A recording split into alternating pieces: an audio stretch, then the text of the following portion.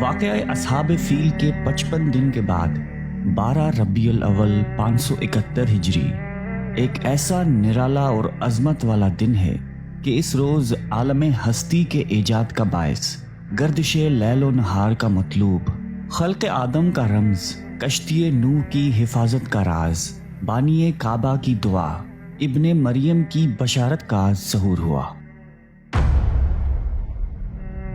کائنات وجود کے الجھے ہوئے گیسوؤں کو سنوارنے والا، تمام جہاں کے بگڑے نظاموں کو سدھارنے والا، سند الاصفیاء، اشرف الانبیاء، احمد مجتبیٰ، محمد مصطفیٰ صلی اللہ علیہ وآلہ وسلم عالم وجود میں رونق افروز ہوئے اور پاکیزہ بدن، ناف بریدہ، خطرہ کیے ہوئے، خوشبو میں بسے ہوئے، بحالت سجدہ مکہ مکرمہ کے مقدس سرزمین پر اپنے والد ماجد کے مکان کے اندر پیدا ہوئے۔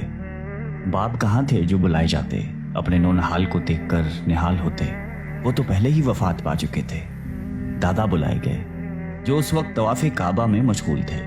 یہ خوشخبری سن کر دادا عبد المطلب خوش حرم کعبہ سے اپنے گھر آئے اور والہانہ جوش و محبت میں اپنے پوتے کو کلیجے سے لگا لیا۔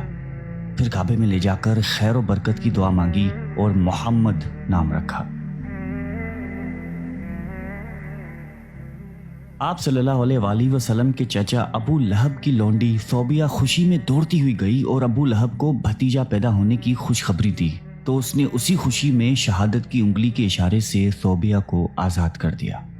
حضرت ثوبیہ وہ پہلی خاتون تھی جس سے حضرت محمد صلی اللہ علیہ وآلہ وسلم نے سب سے پہلے دودھ نوش فرمایا، پھر اپنی والدہ ماجدہ حضرت آمنہ رضی اللہ تعالی عنہا کے دودھ سے سیراب ہوتے رہے، پھر حضرت حلیمہ سعدیہ رضی اللہ تعالی عنہا آپ کو اپنے ساتھ لے گئیں اور اپنے قبیلے میں رکھ کر آپ کو دودھ پلاتی رہیں، اور انہی کے پاس آپ صلی اللہ علیہ وآلہ وسلم کے دودھ پینے کا زمانہ گزرا۔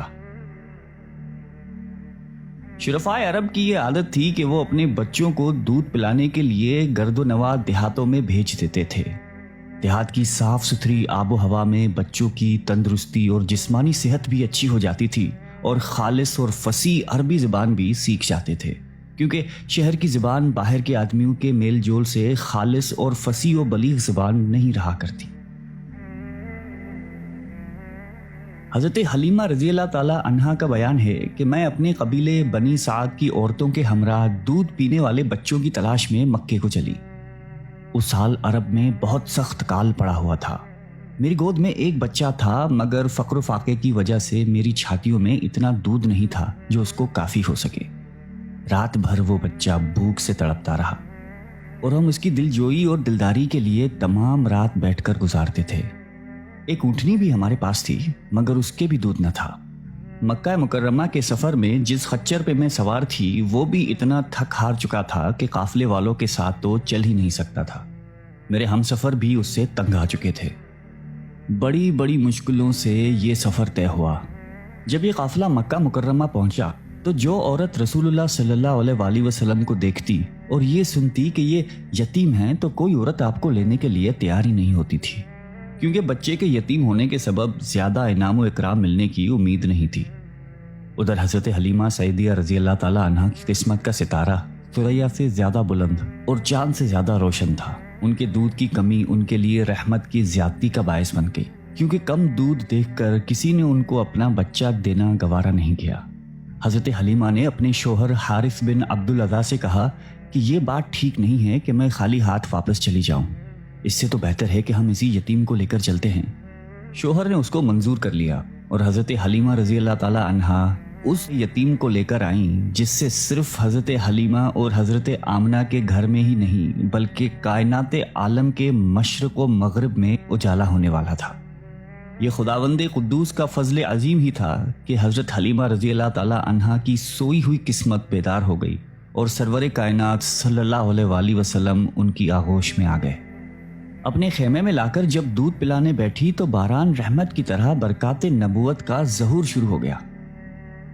خدا کی شان دیکھیے کہ حضرت حلیمہ رضی اللہ تعالی عنہا کے چھاتی میں اس قدر دودھ اترا کہ رحمت عالمین صلی اللہ علیہ وآلہ وسلم نے بھی اور ان کے رضائی بھائی نے بھی خوب سیر ہو کر دودھ پیا اور دونوں آرام سے سو گئے۔ उधर उठनी को देखा तो उसके थन दूध से भर गए थे। हजरत हलीमा और उसके शोहर भी खूब दूध पीकर रात भर चैन की नींद सोते रहे। हजरत हलीमा का शोहर हुजूर रहमत सल्लल्लाहु अलैहि वसल्लम की ये बरकतें देखकर हैरान रह गया और कहने लगा कि हलीमा, तुम बड़ा ही मुबारक बच्चा लाई हो। हजरत हलीमा कहने लगी कि हाँ, वाकई तुम सच कहते हो। मुझे भी यही उम्मीद है कि ये निहायत ही बाबरकत बच्चा है और खुदा की रहमत बनकर हमको मिला है, और मुझे यही तवक्को है कि अब हमारा घर खैर व बरकत से भर जाएगा। हजरत हलीमा रज़ी अल्लाह ताला अन्हा फरमाती हैं कि उसके बाद मैं रहमत आलमीन सल्लल्लाहु अलैहि वसल्लम को अपनी गोद में लेकर मक्का मुकर्रमा से अपने गांव की तरफ रवाना हुई तो मेरा वही खच्चर अब इस कदर तेज चलने लगा कि किसी की सवारी उसको नहीं पहुंच सकती थी। काफिले की औरतें हैरान होकर मुझसे कहने लगीं कि ए हलीमा, क्या ये वही खच्चर है जिस पर तुम सवार होकर आई थी, या कोई दूसरा तेज रफ्तार खच्चर तुमने खरीद लिया है? बहरहाल हम अपने घर पहुंचे। वहां सख्त कहत पड़ा हुआ था। तमाम जानवरों के थनों में दूध खुश्क हो चुका था, लेकिन मेरे घर में कदम रखते ही मेरी बकरियों के थन दूध से भर गए। जब चरागाह से वापस आती तो उनके थन दूध से भरे होते थे। हालांकि पूरी बस्ती में और किसी को अपने जानवरों का एक कतरा दूध नहीं मिलता था। मेरे कबीले वालों ने अपने चरवाहों से कहा कि तुम लोग भी अपने जानवरों को उसी जगह चरवाओ जहां से हलीमा रज़ी अल्लाह ताला अन्हा के जानवर चरते हैं। चुनांचे सब लोग उसी चरागाह में अपने जानवर चराने लगे जहां मेरी बकरियां चरती थीं। मगर यहाँ तो चरागाह और जंगल का कोई अमल दखल ही नहीं था। ये तो रहमत आलमीन सल्लल्लाहु अलैहि वसल्लम की बरकात नबुव्वत का फैज़ था, जिसको मैं और मेरे शोहर के सिवा मेरी कौम का कोई शख्स नहीं समझ सकता था। अलगर्ज इसी तरह से हम हर कदम पर आप सल्लल्लाहु अलैहि वसल्लम की बरकात का मुशाहिदा करते रहे, यहाँ तक कि 2 साल पूरे हो गए और मैंने आपका दूध छुड़ा दिया। आप सल्लल्लाहु अलैहि वसल्लम की तंदुरुस्ती और नशो नमा का हाल दूसरे बच्चों से इतना अच्छा था कि 2 साल में आप सलातो सलाम खूब अच्छे बड़े मालूम होने लगे। अब हम दस्तूर के मुताबिक रहमत आलमीन सल्लल्लाहु अलैहि वसल्लम को उनकी वालिदा के पास लाए और उन्होंने हस्बे तौफीक हमको इनाम व इकराम से नवाजा। अगरचे कायदे के मुताबिक अब हमें रहमतुल आलमीन सल्लल्लाहु अलैहि वसल्लम को अपने पास रखने का कोई हक नहीं था, मगर आप सलातो सलाम की बरकात नबुव्वत की वजह से एक लम्हे के लिए भी हमको आप सलातो सलाम की जुदाई गवारा नहीं थी। अजीब इत्तफाक कि उस साल मक्का मुअज़्ज़मा में वबाई बीमारी फैली हुई थी। चुनांचे हमने उसी वबाई बीमारी का बहाना करके हजरत बीबी आमना रज़ी अल्लाह ताला अन्हा को रजामंद कर लिया और फिर हम रहमतुल आलमीन सल्लल्लाहु अलैहि वसल्लम को वापस अपने घर लाए और फिर हमारा मकान रहमतों और बरकतों से आरास्ता हो गया और आप अलैहिस्सलाम हमारे पास निहायत खुश व खुर्रम होकर रहने लगे। जब आप अलैहिस्सलाम कुछ बड़े हुए तो घर से बाहर निकलते और दूसरे लड़कों को खेलते हुए देखते, मगर खुद हमेशा हर किस्म के खेल कूद से अलहदा रहते। एक रोज मुझसे कहने लगे कि अम्मा जान, मेरे दूसरे भाई बहन दिन भर नजर नहीं आते। ये लोग हमेशा सुबह को उठकर रोजाना कहाँ चले जाते हैं? मैंने कहा कि ये लोग बकरियां चराने चले जाते हैं। ये सुनकर आपने फरमाया कि मेहरबान आप मुझे भी मेरे भाई बहनों के साथ भेजा करें। चुनांचे आप अलैहिस्सलाम के इसरार से मजबूर होकर आपको हजरत हलीमा रज़ी अल्लाह ताला अन्हा ने अपने बच्चों के साथ चरागाह जाने की इजाज़त दे दी और आप रोज़ाना जहां हजरत हलीमा रज़ी अल्लाह ताला अन्हा की बकरियां चरती थी तशरीफ़ ले जाते रहे और बकरियां चरागाहों में ले जाकर उनकी देखभाल करना जो तमाम अंबिया और रसूलों की सुन्नत है, आपने अपने अमल से बचपन ही में अपनी खसलत नबुव्वत का इजहार फरमा दिया। एक दिन आप अलैहिस्सलाम चरागाह में थे कि एकदम हजरत हलीमा का एक फर्जंद ज़मरा दौड़ते हुए हामते हामते अपने घर पर पहुंचा और अपनी माँ से कहने लगा कि अम्मा जान, बड़ा गजब हो गया। मोहम्मद सल्लल्लाहु अलैहि वसल्लम को 3 आदमियों ने जो बहुत ही सफ़ेद लिबास पहने हुए थे सीधा लिटाकर उनका शकम फाड़ डाला है और मैं उसी हालत में उनको छोड़कर भाग आया हूँ। ये सुनकर हजरत हलीमा रज़ी अल्लाह ताला अन्हा और उनके शोहर दोनों बदहवास होकर घबराए हुए दौड़कर जंगल में पहुंचे तो ये देखा कि आप अलैहिस्सलाम बैठे हुए हैं, मगर खौफ व हिरास से चेहरा जर्द और उदास है। हजरत हलीमा रज़ी अल्लाह ताला अन्हा और उसके शोहर ने इंतहाई शफकत और प्यार से पूछा कि बेटा क्या बात है? आप अलैहिस्सलाम ने फरमाया कि 3 शख्स जिनके कपड़े बहुत ही सफ़ेद और साफ सुथरे थे मेरे पास आए। मुझको सीधा लुटाकर मेरा शकम चाक करके उनमें से कोई चीज़ निकालकर बाहर फेंक दी और फिर कोई चीज़ मेरे शकम में डालकर शगाफ को सी दिया, लेकिन मुझे ज़रा बराबर भी कोई तकलीफ नहीं हुई। ये वाक़या सुनकर हज़रत हलीमा रज़ी अल्लाह ताला अन्हा और उनके शोहर बेहद घबराए اور شوہر نے کہا کہ حلیمہ، مجھے ڈر ہے کہ ان کے اوپر شاید کسی آسیب کا اثر ہے، تم جتنی جلدی ہو سکے ان کو اپنے گھر چھوڑاؤ۔ اس کے بعد حضرت حلیمہ رضی اللہ تعالی عنہا آپ کو لے کر مکہ مکرمہ آئیں، کیونکہ انہیں اس واقعے سے یہ خوف پیدا ہو گیا تھا کہ شاید اب ہم ان کی حفاظت نہ کر سکیں گے۔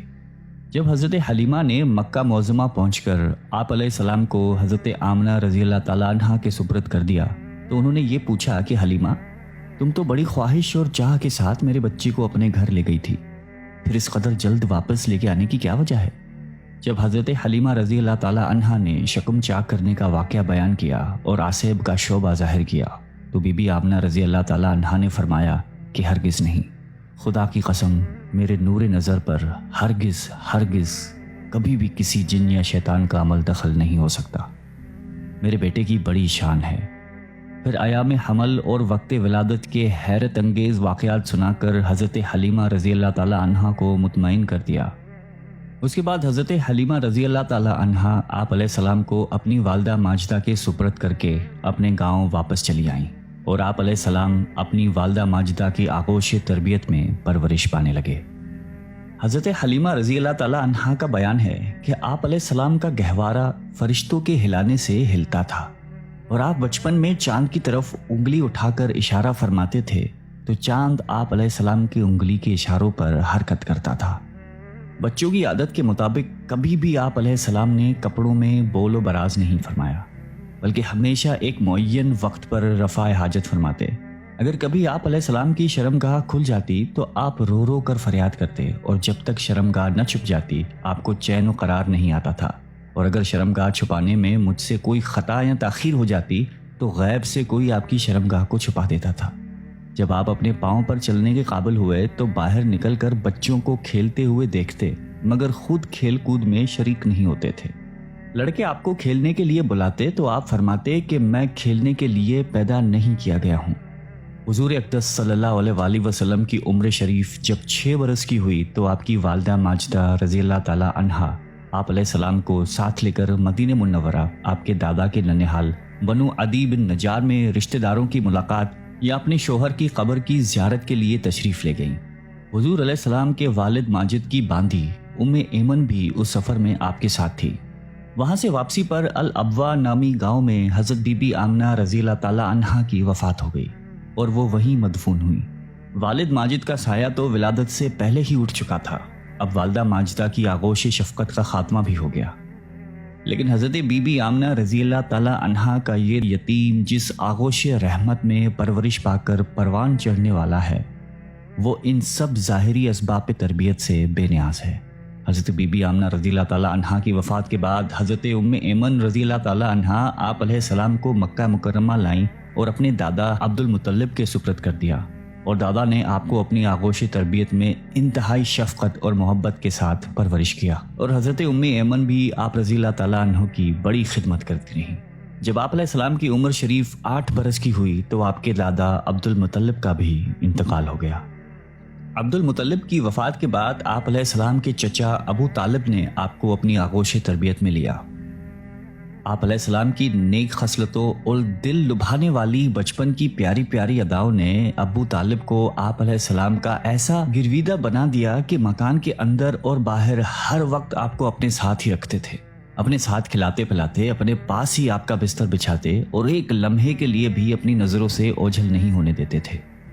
ابو طالب کا بیان ہے کہ میں نے کبھی بھی نہیں دیکھا کہ آپ علیہ السلام کسی وقت بھی کوئی جھوٹ بولے ہوں، یا کبھی کسی کو دھوکہ دیا ہو، یا کبھی کسی کو کوئی ایذا پہنچائی ہو، یا بیہودہ لڑکوں کے پاس کھیلنے کے لیے گئے ہوں، یا کبھی کوئی خلاف تہذیب بات کی ہو۔ ہمیشہ انتہائی خوش اخلاق، نیک اتوار، نرم گفتار، بلند کردار اور اعلیٰ درجے کے پارسا اور پرہیزگار رہے۔ ایک مرتبہ ملک عرب میں انتہائی خوفناک قحط پڑ گیا۔ اہل مکہ نے بتوں سے فریاد کرنے کا ارادہ کیا، مگر ایک حسین و جمیل بوڑھے نے مکے والوں سے کہا کہ اے اہل مکہ، ہمارے اندر ابو طالب موجود ہیں جو بانی کعبہ حضرت ابراہیم خلیل اللہ علیہ السلام کی نسل سے ہیں اور کعبہ کے متولی بھی ہیں، ہمیں ان کے پاس چل کر دعا کی درخواست کرنی چاہیے۔ چنانچہ سرداران عرب ابو طالب کی خدمت میں حاضر ہوئے اور فریاد کرنے لگے کہ اے ابو طالب، قحط کی آگ نے سارے عرب کو جھلسا کر رکھ دیا ہے، جانور گھاس پانی کے لیے ترس رہے ہیں اور انسان دانا پانی نہ ملنے سے تڑپ تڑپ کر دم توڑ رہے ہیں۔ قافلوں کی آمد و رفت بند ہو چکی ہے اور ہر طرف بربادی اور ویرانی کا دور چل رہا ہے۔ آپ بارش کے لیے دعا کیجیے۔ اہل عرب کی فریاد سن کر ابو طالب کا دل بھر آیا اور آپ علیہ السلام کو اپنے ساتھ لے کر حرم کعبہ میں گئے۔ آپ علیہ السلام کو دیوار کعبہ سے ٹیک لگا کر بٹھایا اور دعا مانگنے میں مشغول ہو گئے۔ درمیان دعا میں آپ علیہ السلام نے اپنی انگلی مبارک کو آسمان کی طرف اٹھا دیا۔ ایک دم چاروں طرف سے بدلیاں نمودار ہوئیں اور فوراً ہی اس زور کا باران رحمت برسا کہ عرب کی سرزمین سیراب ہو گئی۔ جنگلوں اور میدانوں میں ہر طرف پانی ہی پانی نظر آنے لگا۔ چٹیل میدانوں کی زمینیں سرسبز و شاداب ہونے لگیں، قحط دفع ہو گیا اور کال کٹ گیا اور سارا عرب خوشحال اور نہال ہو گیا۔ جب حضور اکرم صلی اللہ علیہ وآلہ وسلم کی عمر شریف 12 برس کی ہوئی تو اس وقت ابو طالب نے تجارت کے غرض سے ملک شام کا سفر کیا۔ ابو طالب کو چونکہ حضرت محمد صلی اللہ علیہ وآلہ وسلم سے بہت ہی والہانہ محبت تھی، اس لیے وہ آپ کو بھی اس سفر میں اپنے ہمراہ لے گئے۔ آپ علیہ السلام نے اعلان نبوت سے پہلے 3 بار تجارتی سفر فرمایا، 2 بار ملک شام گئے اور 1 بار یمن تشریف لے گئے تھے۔ یہ ملک شام کا پہلا سفر ہے اور اس سفر کے دوران بصرہ میں بحیرہ نامی عیسائی سادھو کے پاس آپ کا قیام ہوا۔ اس نے تورات و انجیل میں بیان کی ہوئی نبی آخر الزماں کی نشانیوں سے آپ علیہ السلام کو دیکھتے ہی پہچان لیا اور بہت عقیدت اور احترام کے ساتھ انہوں نے آپ کے قافلے والوں کی دعوت کی اور ابو طالب سے کہا کہ یہ سارے جہاں کے سردار اور رب العالمین کے رسول ہیں جن کو خدا نے رحمت العالمین بنا کر بھیجا ہے۔ میں نے دیکھا ہے کہ شجر و حجر ان کو سجدہ کرتے ہیں اور ابر ان پر سایہ کرتا ہے اور ان کے دونوں شانوں کے درمیان مہر نبوت ہے۔ اس لیے تمہارے اور ان کے حق میں یہی بہتر ہوگا کہ اب تم ان کو لے کر آگے نہ جاؤ، اپنا مال تجارت یہیں فروخت کر کے بہت جلد مکہ چلے جاؤ، کیونکہ ملک شام میں یہودی لوگ ان کے بہت بڑے دشمن ہیں، وہاں پہنچتے ہی لوگ ان کو شہید کر ڈالیں گے۔ عیسائی سادھو کے کہنے پر ابو طالب کو خطرہ محسوس ہونے لگا، چنانچہ انہوں نے وہیں اپنی تجارتی مال کا فروخت کیا اور بہت جلد آپ علیہ السلام کو واپس لے کر مکہ مکرمہ آ گئے۔ اللہ تعالی ہم سب کو سیرت نبی صلی اللہ علیہ وآلہ وسلم کو پڑھنے، سمجھنے، اس پہ عمل کر کر دوسروں کو تبلیغ کرنے کی توفیق عطا فرمائے اور قرآن اور حدیث پہ چلنے کی توفیق عطا فرمائے۔ آمین۔